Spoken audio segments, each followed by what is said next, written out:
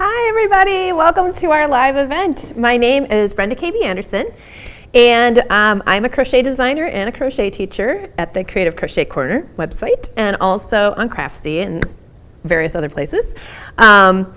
I am very excited today to be working on this project. It's called the Moxie Scarflette, and this is what it looks like. Here's my little buddy here, my little model. It is just a very small little scarf that you tie around your neck. And actually, I'll pull it off here so you guys can see it up close here and overhead. It's just a very small little scarflette that you tie around your neck so that it stays in place, but it is just basically like a long, thin strip. And it goes kind of down to little points at each end. It is a very simple project to do. And the inspiration behind this project was the yarn.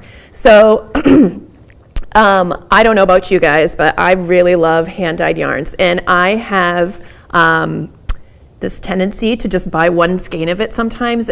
I don't necessarily have a plan of what it's for. I'll figure that out later. But that's what this pattern is designed for. It's for all those little exciting little, one skein purchases, and then you're not quite sure what you want to do with it. So it uses a small amount of yarn, and it's also very adaptable to different thicknesses of yarn, and I'll talk about that a little bit in our live event.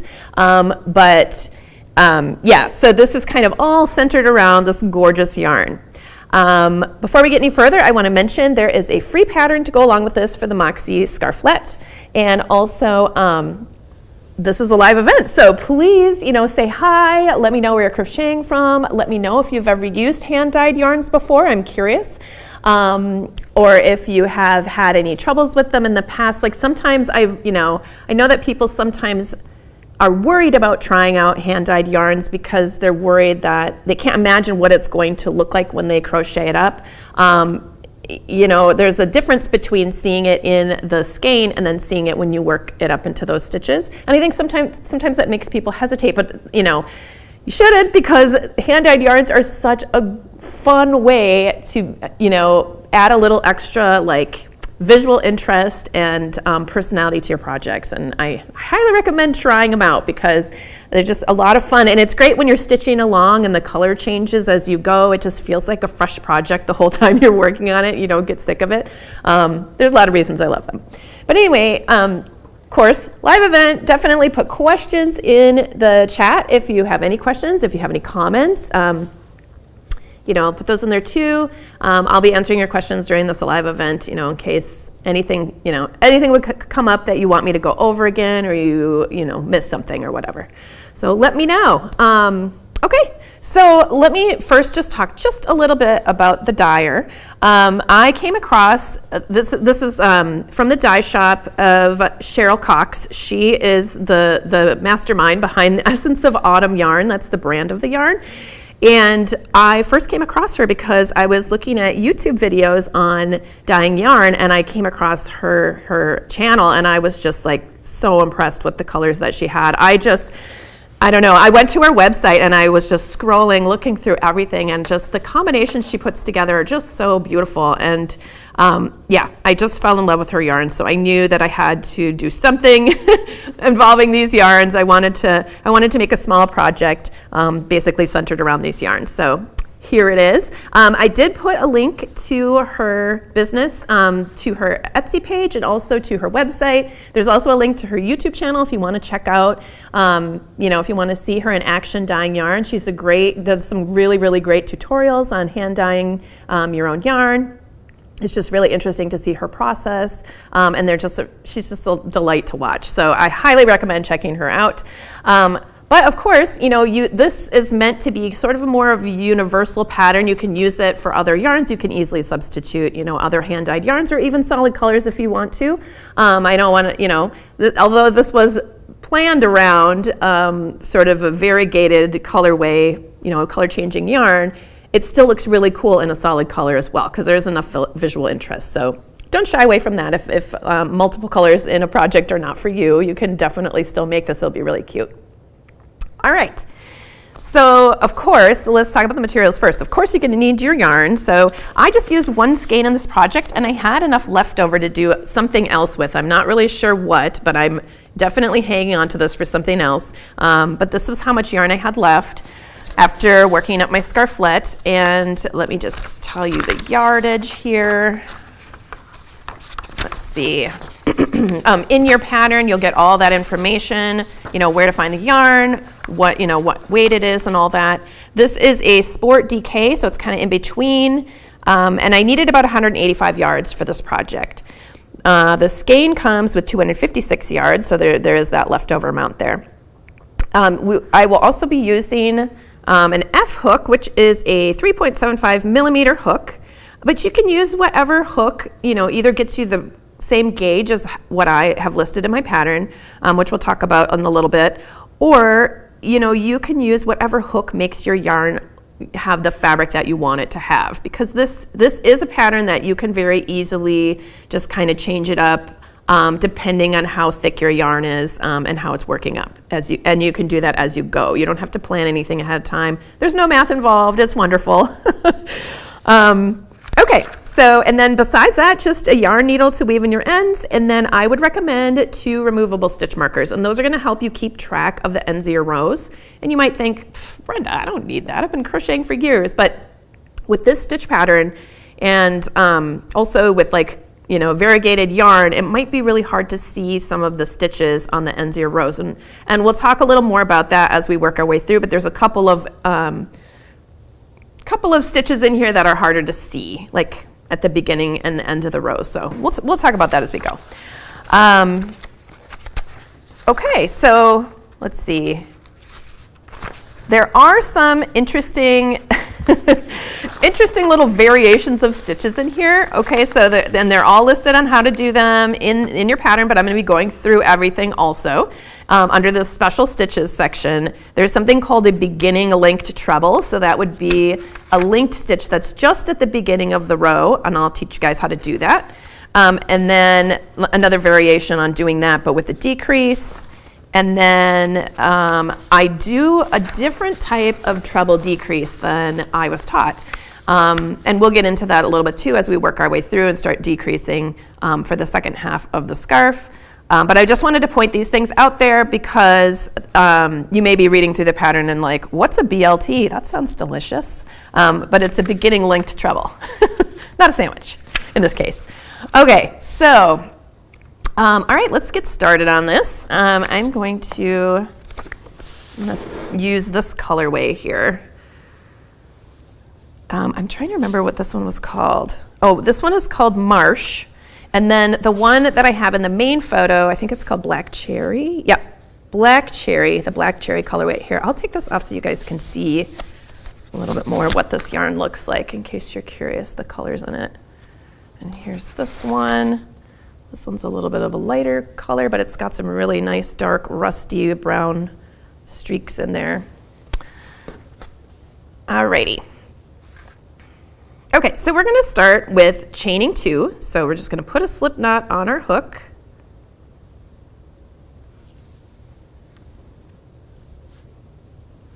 Oh, Christy is saying, is there any way you can tell what the colors will look like before you buy it? She has really great photos on her website of the yarn, and what I liked about it, I mean, multiple things, but I like that she had not only just what the skein looked like, but she also has what it looks like when you open it up. Here, I'm going to just show you. Like when you take a look at it like this, so you can really see all the different color variations. Her photos are great though. So sometimes it's a little hard to tell what things are going to look like, but her photos were beautiful. And when I received the yarn, I was very happy to see that it looked just as good, if not even better in person than what I could see in her photos. They're just really, really beautiful photos. So you should be able to see pretty well what your colors are going to be like. Okay. All right, so we're going to start by chaining 2, so 1 and 2, and here we're starting at one tip of the scarflette and working our way across to the other tip. That's how it's worked sideways, basically. Okay, so now we're going to do 2 half double crochets in the second chain from the loop, second chain from the hook, but we're going to work into the bottom of our chain. It actually doesn't matter if you work into the top. Nobody's going to tell. It's so tiny. But I like to work into the bottom. It just makes it a little tiny bit neater. So the bottom are these little dash lines here. If you look at the top, you can see those are little V's, kind of like this. And you just roll that over. Then there's those little dashes on the bottom. And I'm going to insert my hook under the second one from the hook. Okay, so there's the first one from the hook. Here's the second one. Just insert here. Oops, I got to yarn over first though, sorry. Yarn over and then insert, yarn over, pull up a loop, and yarn over, and we're going to pull through all 3 loops on our hook. And that's the first stitch. That's a half double crochet. And we're going to add another half double crochet to that same spot, that same chain. So we're going to yarn over, insert, yarn over, pull up a loop, yarn over, and pull through all 3. So now we have 2 half double crochets. That little chain, so we chained 2, the second chain that we made, that doesn't count as a stitch. We're not going to work into that chain. All right, so now to work row number 2, we're going to make a turning chain. So we're just chaining 1, and then we're going to turn our work to work across the opposite way. I know this seems really crazy because this is so tiny, but we're working in rows here.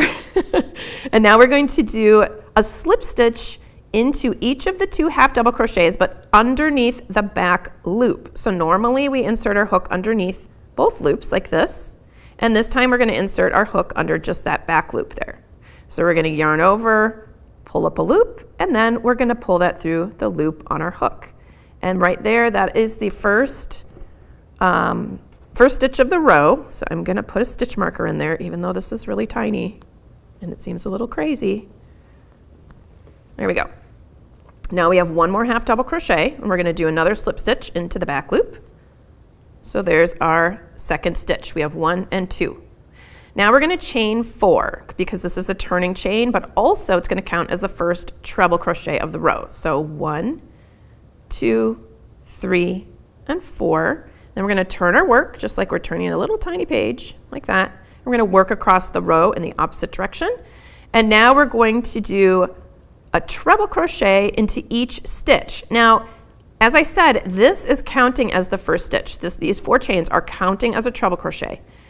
Normally that means you would not work into that same stitch when you do your first stitch. Normally, if this counts as a stitch, you start working in this stitch, but we're actually increasing in the for the first half of the cowl, we're increasing. So we're going to work our first treble into the same stitch, into that very first stitch there. So we're going to yarn over twice, and then we're going to insert underneath both loops just like normal here. Yarn over, pull up a loop, yarn over, pull through 2, yarn over, pull through 2, yarn over, pull through 2. So now we have 2 stitches. One was that chain 4, and this one, the second one, is that the first real treble that we did in this row. And now we've got 1 more stitch to work into, so we're going to yarn over twice. We're going to insert into that chain stitch, yarn over, pull up a loop, yarn over, pull through 2, yarn over, pull through 2, yarn over, pull through 2. So now we have 3 treble stitches across. Okay, we just did an increase in that row. We had 2 stitches before, and now we have 3. Now we're going to chain 1 and turn our work.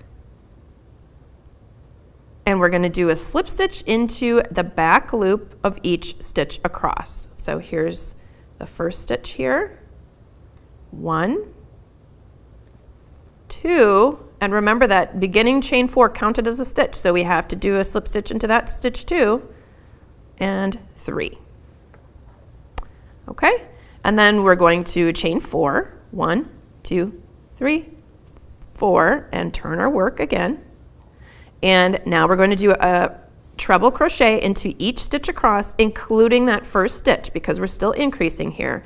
So the way that this scarf works out is that as you are, here, let me just pull this out here. As you are going from the tip of your scarf, where it's this is where we're starting out, where it's very skinny down here, and we're going to work our way up here. We're going back and forth in these turn rows.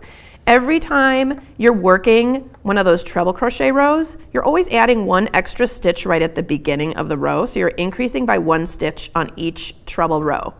Then when you're doing your the row after that with the slip stitches, you're just making a slip stitch into each stitch. So really you're only increasing every other row. So only on the treble rows are we increasing. It's a very slow increase, and that's what keeps it so long and narrow. And that makes it easy to tie around your neck, and it just has a really nice shape for that. Okay, so we're gonna yarn over twice, working into that very first stitch. Yarn over, pull up a loop, yarn over, pull through 2, yarn over, pull through 2, yarn over, pull through 2. So now we have that chain 4 that counts as a treble, and this treble, and then the next treble.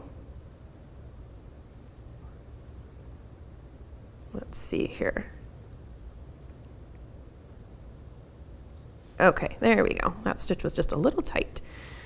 And then one more. So we always yarn over twice, insert, yarn over, pull up a loop, yarn over, pull through 2, yarn over, pull through 2, yarn over, pull through 2. So in that row we had 4 treble stitches.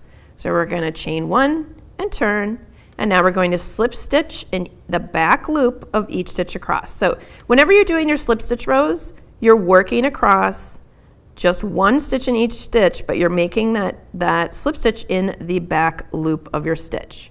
And then whenever you're doing your treble rows, you start out with a chain 4, that counts as a treble, and then you add a treble to that same first stitch right there, and you're working under both loops, not under the back loop, okay? Just like working under both loops, just like you normally do.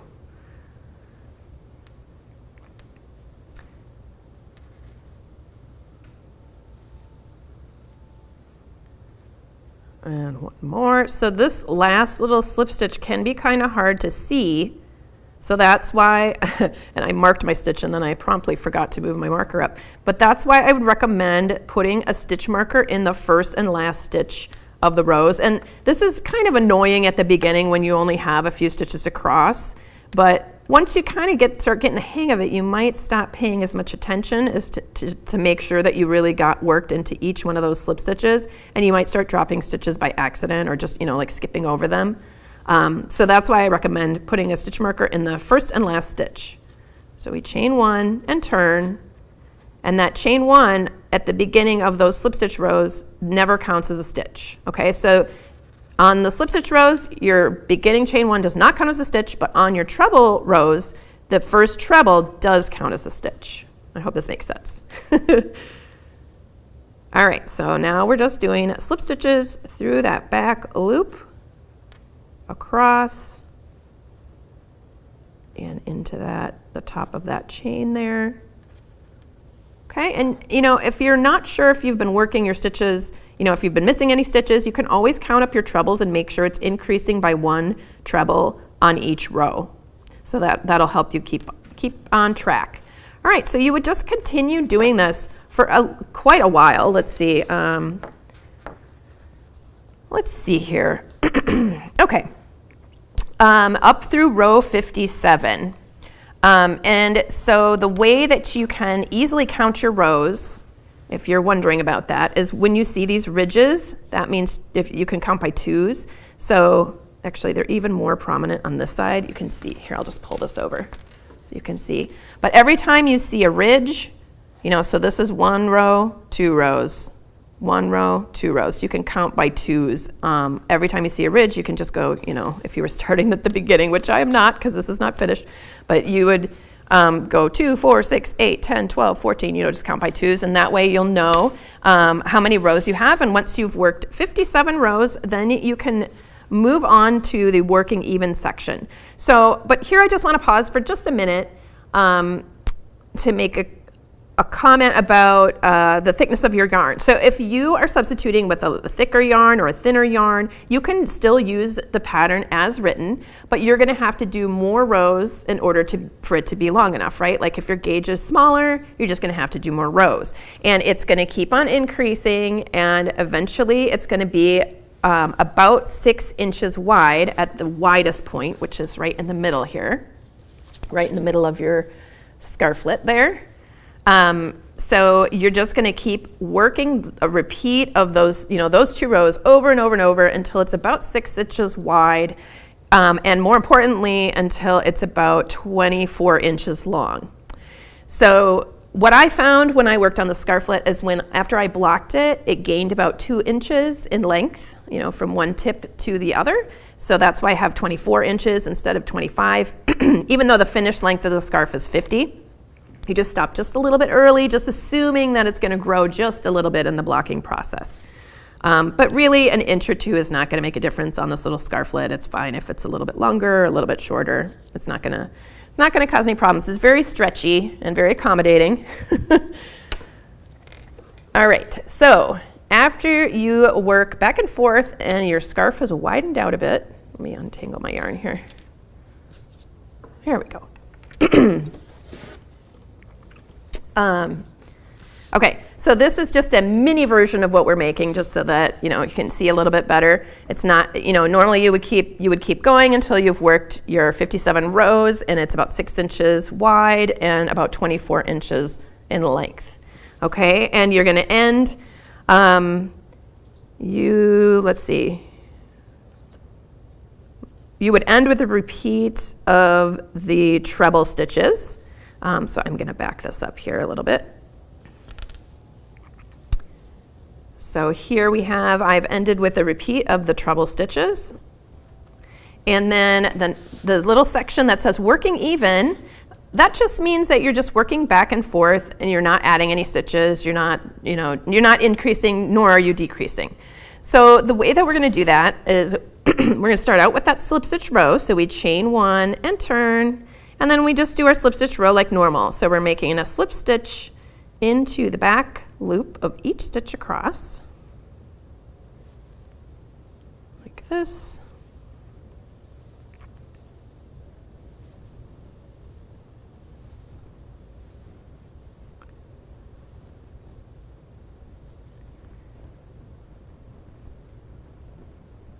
And there's our very last slip stitch.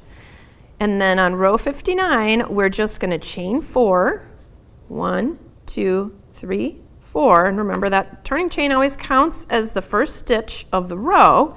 So since we're not adding any stitches, we don't want to work our next stitch into that same first stitch. We can't, because this is counting as the first stitch. So it's like the stitch grew out of that, the very first stitch of the row. So we would work our first stitch here. But when you do that, when you're working these tall stitches, and then you count your turning chain as your first stitch. Let me just show you what this looks like. And then you make your second stitch, you can see that there's like this little window that happens here. Let me put my hand behind so you can see a little better. There's a little gap there. You can see a little hole, and that just drives me nuts. I do not like how that looks.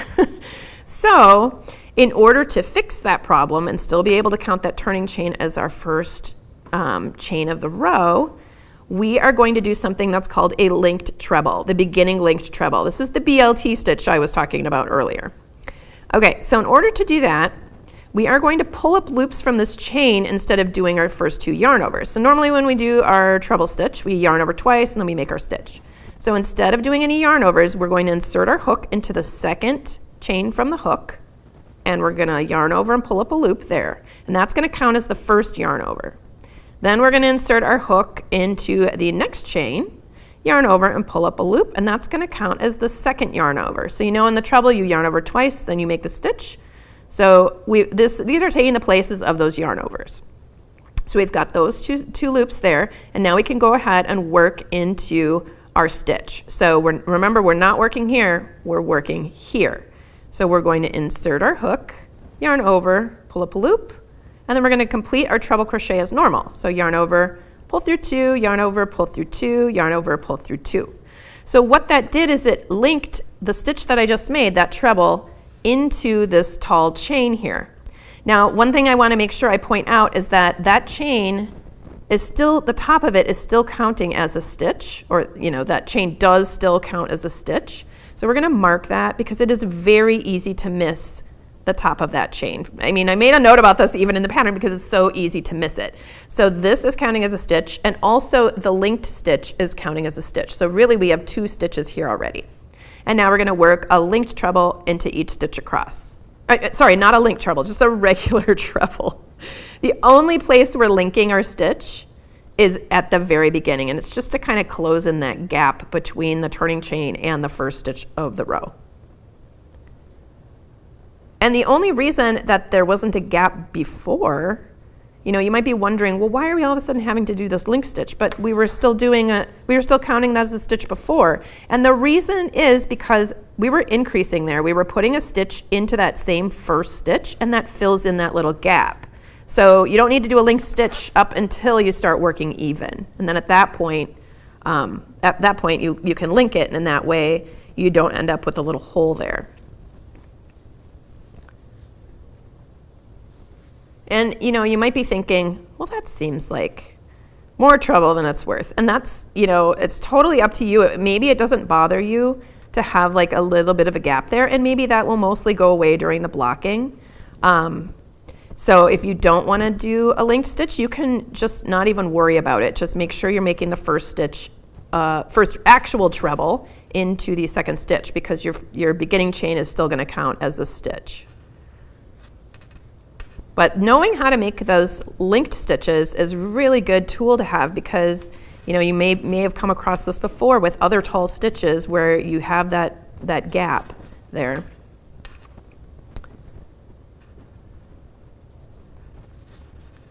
All right, so there is our last treble stitch, and we're going to chain one and turn, and then we're going to work those same slip stitch row that we've been working, where you make a slip stitch into each stitch across, just working through the back loop.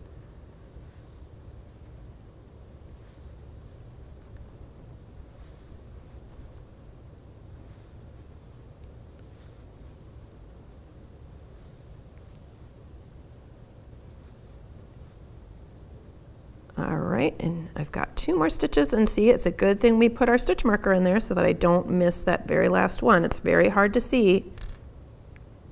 Sometimes you kind of have to like pull it up a little bit there.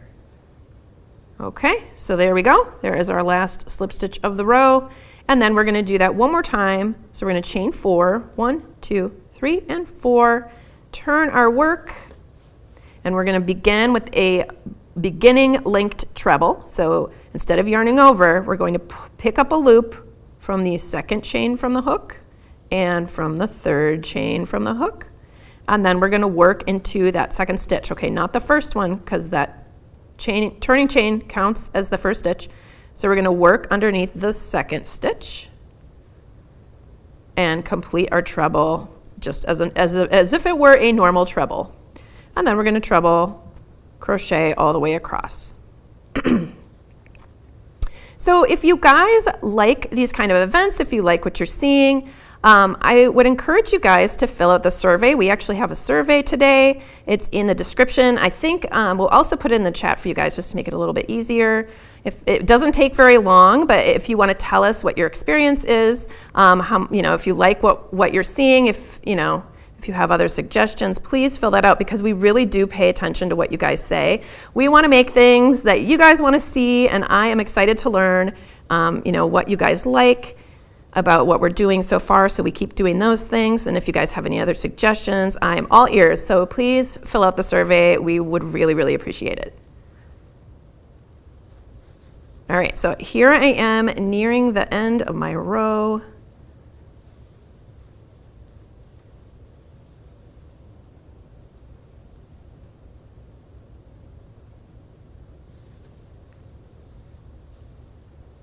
I got one more treble here.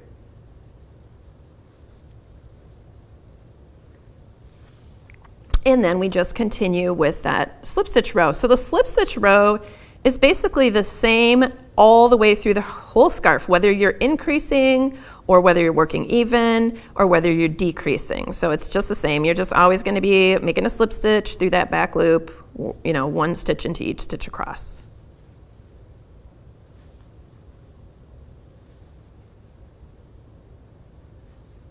And don't forget to work that slip stitch into the top of your turning chain also.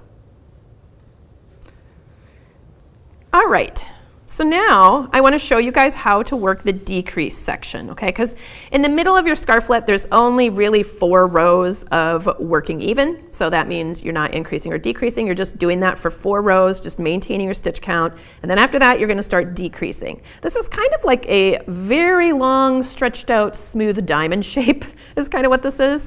There's probably a better geometric term for this, but yeah, you can put that in the chat and teach me about geometry. I don't really, it basically just is very narrow, comes out, and then goes back in. All right, so to do the decreasing rows, we are going to start out the same. So we're going to chain 4, 1, 2, 3, and 4. Then we're going to turn our work.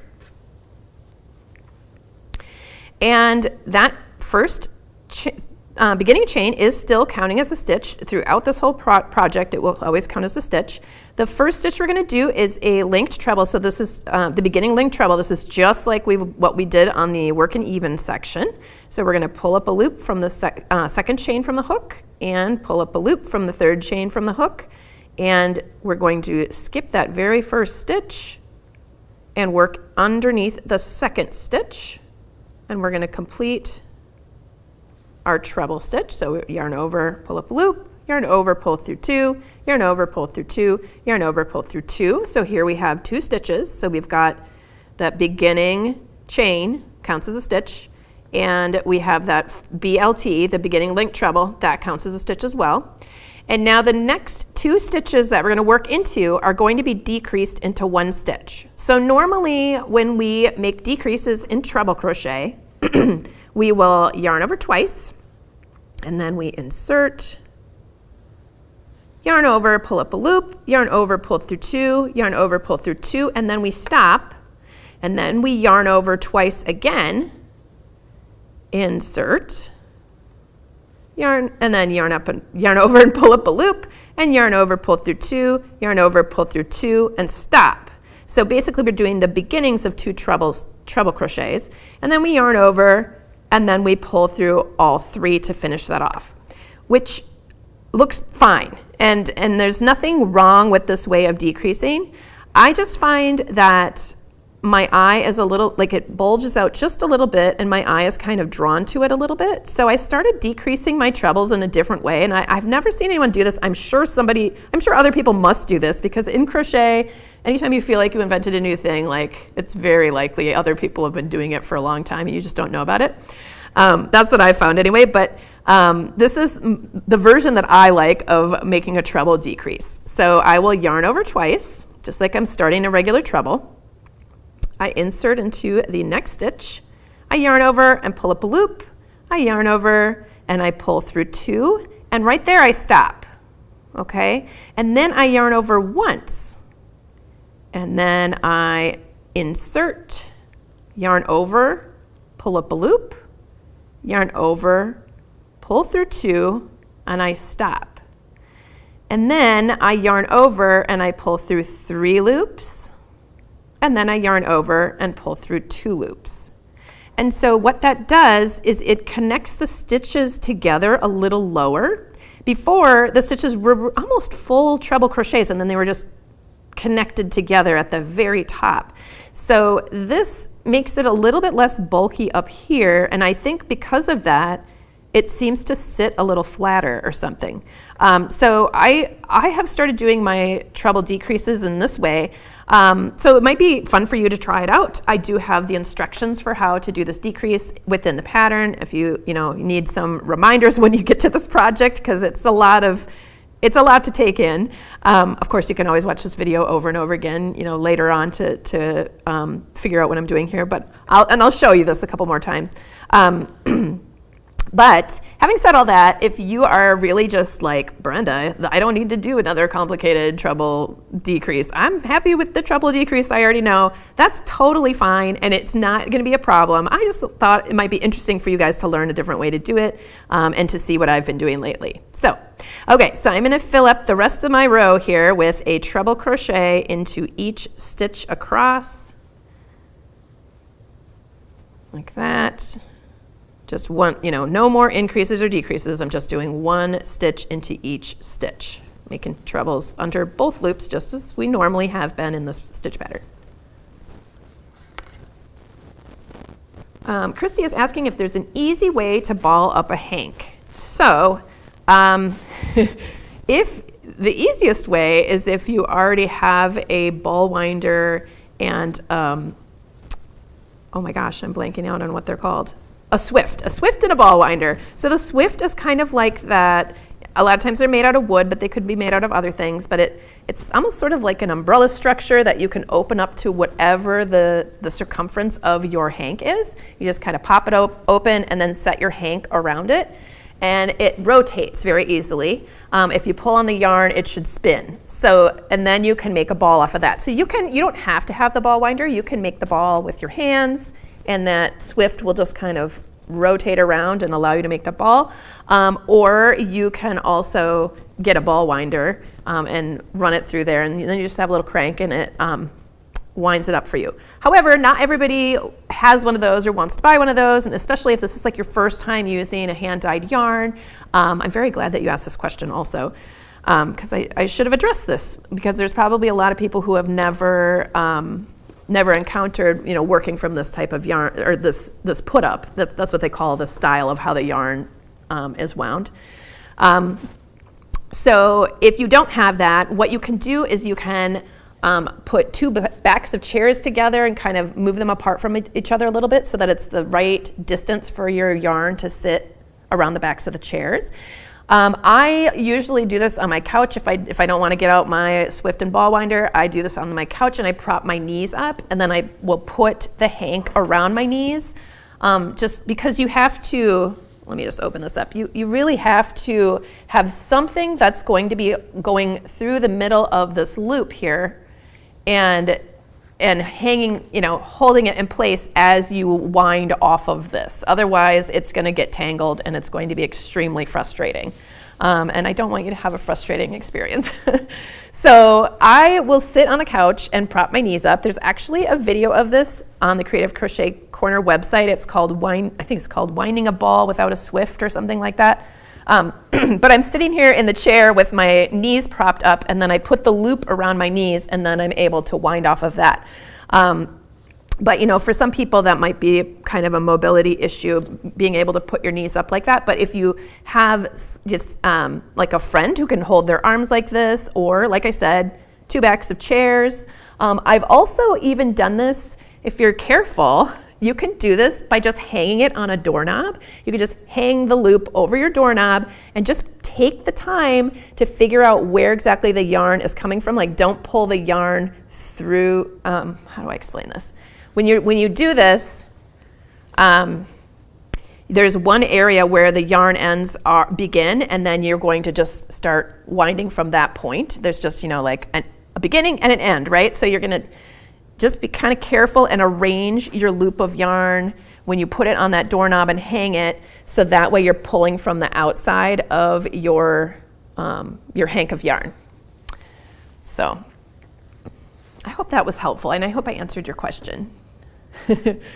But yes, you cannot just work directly from that, because it's going to tangle. You really have to put it into a ball or cake or whatever before you start working from it. All right, so I've got 2 more stitches left here. 2 more trebles. There's 1.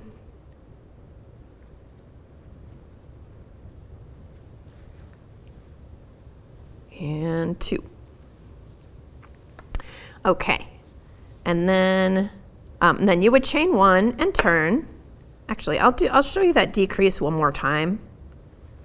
So I'll just work my way across here, just how we always do on those slip stitch rows. We're just slip stitching through that back loop all the way across. So we're only decreasing on every other row, and that's going to mirror the increases that happened on every other row on the way, from the beginning of the scarflet to the middle. And now we're working that second half of the scarflet. All right, so we're going to chain 4, 1, 2, 3, and 4, turn our work. And then we're going to start with the beginning linked treble. So we pull up a strand of yarn from the second chain from the hook and one from the third chain from the hook. and then we skip that very first stitch and make our next stitch into the second stitch of the row. So yarn over, pull up a loop, and then yarn over, pull through 2, yarn over, pull through 2, yarn over, pull through 2. So that counts as the first 2 stitches of the row. And now we're going to do our decrease. So we're going to yarn over twice, just like we're starting a normal treble. And we go into the next stitch. Yarn over, pull up a loop, yarn over, pull through 2, and then we stop at that point. Let me just pull this out. Let's see. Okay. Okay, so it's called the modified treble crochet 2 stitches together. This is this section right at the top of page 6. That is where I'm working this stitch. I just wanted to point that out in case you needed the written version of it later. Okay, so let me start that over because there was a little, in case we had a break in conversation, concentration. So we're going to yarn over twice, insert our hook into the next stitch, yarn over, pull up a loop, yarn over, pull through 2, and stop. Then we yarn over once and work into the next stitch, the following stitch, yarn over, pull up a loop, yarn over, pull through 2, and stop. Then we're going to yarn over and we're going to pull through 3 stitches, or 3 loops, 1, 2, 3 loops. And then we're going to yarn over and pull through 2 loops. Okay, so that is my modified treble crochet decrease there. Modified treble crochet 2 together. That's a mouthful. All right, so then you just continue working your treble crochet stitches all the way across, working your slip stitches on your way back, and you just do that until you decrease it pretty much down to nothing. So I want to show you the last couple of rows because they're a little bit different. The last couple rows of after decreasing.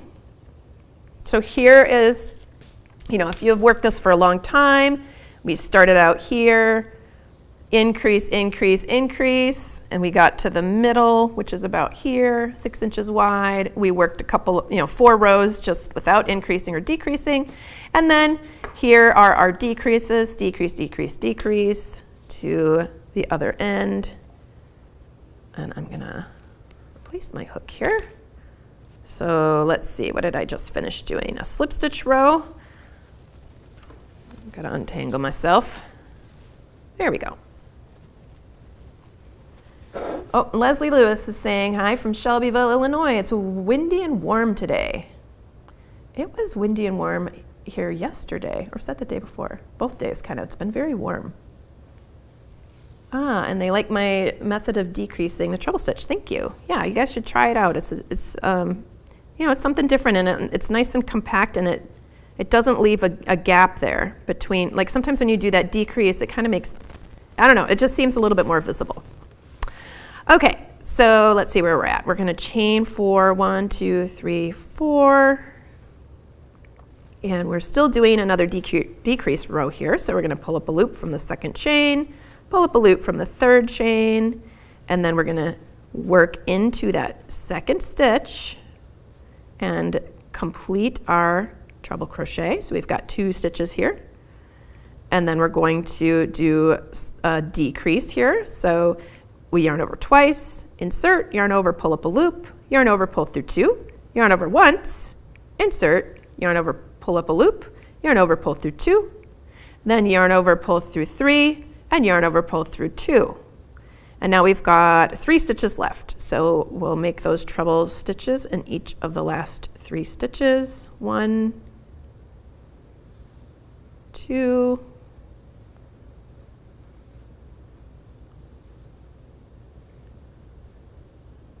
and 3,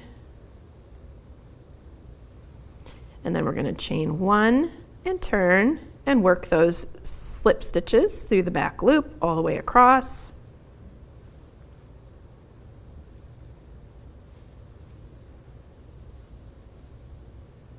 There we go. And chain 4, 1, 2, 3, 4. Turn our work. And we're going to begin with our beginning linked treble. So that's right here.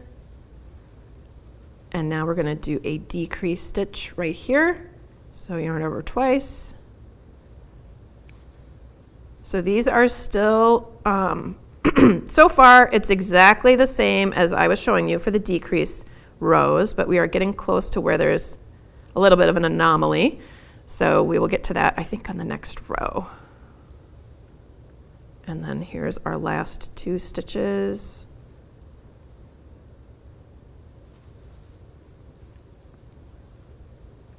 Chain 1 and turn.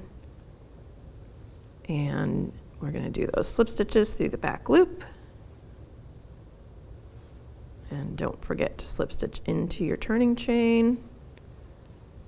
And chain 4, 1, 2, 3, 4. And we're going to begin with our beginning linked treble.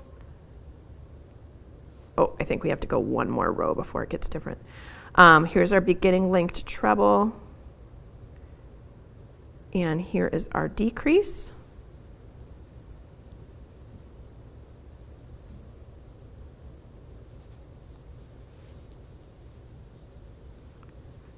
There we go. And then we have one more treble here. So next row we're going to run out of regular trebles to do, which is fine. That's how the pattern's written. We're going to chain 1 and turn and slip stitch through the back loop across. We've got 4 slip stitches here. And let me check in the pattern what row we're on. Okay, so if you, actually 2 things. If you kind of mess around with the gauge here and you are, using a thicker yarn or a thinner yarn, so you're not doing the same amount of rows, then you will just keep decreasing until you get to where you have 4 stitches remaining after working an odd numbered row. So the odd numbered rows are the treble rows. The even number rows are the slip stitch rows. So let's see. Yep. So that would have been on our very last row. We had 4. 1, 2, 3, 4. Yep. We had 4 trebles on the last, or 4 stitches on the last row, and that was a repeat of of an odd row. So basically, what I'm trying to say is, regardless of whether you are following this pattern to a T, or whether you just kind of are repeating those rows, doing increases until you feel like it's about half as long as you want the scarflet, you do a couple of rows of working even, and then you do your decreases. You just can keep repeating those, and decreasing every other row until you end up with 4 stitches, 4 tall stitches. Then after that, you're going to do a repeat, which we just did, of working those slip stitches through the back loop, okay? So now we have 4 slip stitches, and then at this point, this is where you can kind of refer back to these directions. So this will be called row 115. If you were following my pattern exactly with the same amount of rows, this would be 115. But if you changed it up and have a different gauge and you're doing fewer or more rows, don't worry about the row number there. Just start following the directions at that point. So we're going to chain 4, 1, 2, 3, 4, and then we're going to do our beginning linked treble into that next stitch. So that would be right here. There's our beginning linked treble. And then we only have 2 stitches left. So we're going to do our decrease, our modified treble 2 together.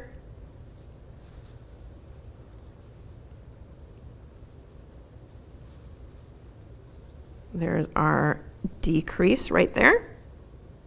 And then we don't have any more room for any more treble stitches. That was it. We ended with that decrease. So then we're going to repeat row 62, which means that we are just doing our slip stitch row. That's all that means.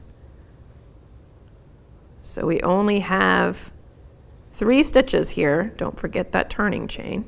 We're just slip stitching in 3 stitches. And then we're going to chain 4 and turn. 1, 2, 3, 4. And we're going to turn our work. This is where we're at right here. So we're going to do basically we're doing the same kind of beginning linked treble, but we're going to do a decrease. okay? So over the second and third stitches. So we're gonna pull up a loop here, just like, this is like just like the regular beginning linked treble. Pull up a loop here, and then we're going to insert our hook into that second stitch and pull up a loop. Then we're gonna yarn over, and we're gonna pull through 2. And then at this point, you can decide, actually, I'm gonna do it exactly how I have the stitch written, because you can do your decrease as though you were doing a regular treble decrease, or you could do it like a modified treble decrease. But I'm gonna show you exactly how here we go, how I wrote out the directions here, just to make sure. It doesn't really matter either way, but okay, let's see. Insert hook into the third chain from the, into the chain, yep, we already did that. Yarn up and drop a loop, and then we insert our hook into the following stitch. We already did that. Yarn up and pull up a loop. So we had 4, and then yarn over, pull through 2 loops on the hook. Then you have 3 loops on the hook. That's right where we're at. Yarn over, insert into the following stitch. Okay, so I wrote this section just like we were doing a modified treble decrease. I'm gonna back up here just to make sure that I'm not losing you guys here. So this is in the same like style as I've been doing those modified treble decreases, except the only difference is we're just linking it to this chain. So we're gonna pull up a loop in the second chain, pull up a loop in the third chain, and then we're gonna pull up a loop in that second stitch, just like that, yarn over and pull through 2. Then we yarn over once, insert into the following stitch, yarn over, pull up a loop, yarn over, pull through 2, and then we stop there. Then we yarn over, pull through 3, yarn over, and pull through 2. Okay, so I just also want to note too, if this is like getting too confusing with all these special little stitches, the only reason I'm doing these special little stitches is to make the tip of this scarflet look really nice and solid and not have like gaps between the stitches. I just liked how it looked better this way. But if this is just seems overwhelming, if you're like a newer crocheter and you're like, oh, like that's too much, really you can just do a regular treble crochet decrease right there. You don't need to link it if you don't want to.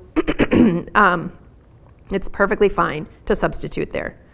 All right, so the next row, I think we're just doing, we're repeating row 62, which just means we're doing a slip stitch row. So we're just doing a slip stitch into the back loop of each of those 2 stitches. That's it. And then we're gonna chain 1, and this is how we end off by doing a half double crochet 2 together. Then it's gonna match the beginning tip. So we yarn over, and then we insert into this stitch here, yarn over, pull up a loop, and then we're gonna yarn over, insert into the next stitch, yarn over, pull up a loop, then we're gonna yarn over and pull through all those loops for a nice solid end there. And then we can finish off by just cutting our yarn and drawing it through like that. So you can see this fabric does have a little bit of a tendency to curl just a little bit on the end. See, it wants to kind of twist around like that, but that will be fixed with a little bit of blocking. So, looks like we've got a hi from Georgia, from Beverly. I like the look of the scarflet. Can't wait to get my thread. Awesome, I'm glad you like it. Okay, so the last step, and I would highly recommend blocking this. I mean, yes, you're gonna tie it around your neck. Maybe it doesn't really matter that much, but when I blocked it, I just felt like the yarn is even more soft than it was before. I don't wanna insinuate that this is like a scratchy yarn, because it is not. This is wool, and it's very soft. It was soft enough for me to wear it against my neck. But I just felt like the soaking it and blocking it just really made it relax and kind of plump up a little bit. I definitely would recommend that. And also this fabric, you can see it just wants to curl just a little bit. When I just set it down, you can see it wants to curl up a little bit. And that will get rid of that. You know, you can see how this is just very flat. It's not doing that curling thing that the other one is doing, and it's only because it's been blocked. The other little note I had about the blocking is that this fabric, just because of the anatomy of the stitches, it does have a tendency to kind of twist just ever so slightly. So this would be like straight up and down, and you can see the stitches are kind of leaning a little bit, but when you get it wet and you block it, you can fix that very easily. You know, just kind of pull it into shape like that. You can just shape it with your hands and then let it dry like that, and it'll be fine. So I definitely recommend the blocking. But like I said before, you're gonna twist it around and tie it on, and I mean, you know, maybe it doesn't matter that much. So let me just show you what this looks like when you tie it on. So you just when you want to tie it on, just find the widest point, you know, where you worked even, and that's gonna go kind of, I like to wear it with the knot kind of off to the side. Actually, maybe I'll just do it on myself. But if you kind of put this on so that the longest part, the center of it, is just off to the side of your neck here, like that. And then you can wrap both, I'm gonna pull my hair out of the way here. Wrap both ends around to the front. And they kind of just go on top of the scarf and tie right on top of it. So just like this, and give it a little knot. And I like to, you know, tie it twice here and not tie it super tightly, but like tightly enough that it'll stay. And it just looks like that. Super cute, right? And it's, the thing I like about it is that it stays out of your way when you're doing stuff. And it's nice, but just keep you warm, you know, up against your neck like that. It does actually make a difference. It's nice, and it's very soft. And I love it. And I hope you guys do too. I hope you guys have enjoyed this tutorial, and just, I want to mention one more time, in case you didn't fill out the survey, please fill out the survey and let us know how we're doing. We really want to know, you know, what it is that you guys like, if there's anything we should be changing. It does make a difference. We are looking forward to finding out what you guys think, so that we can make content that you guys enjoy more. So thank you guys so much for joining me. I really appreciate it, and I will see you in my next live. Bye, everybody.